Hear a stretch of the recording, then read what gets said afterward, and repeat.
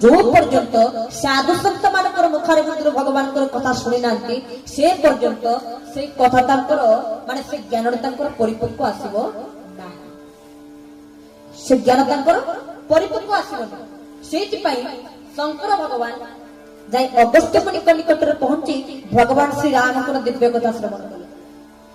अगस्त्य मुनि मध्य सुंदर भावरे राम कथा कहले, राम कथा सुनिले। इस बार सत्य भाविले बोले मो स्वामी एक ठाकुर ना संहार करता से आउ के ठाकुर आउ के ठाकुर नोंदी एका मोर स्वामी ही ठाकुर। हां जदि राम ठाकुर होइतांते से ताको पत्नी को विरह कांदुचंती केमिति संभव? अरे भगवान माने से तो अंतर्जन हवा कथा सब तक अंतर कथा को जानिबा दरकार। ई तंग पत्नी को विरह कांदुचंती ये के ठाकुर ना ये ठाकुर। इस समय शंकर भगवान सब जानी पारे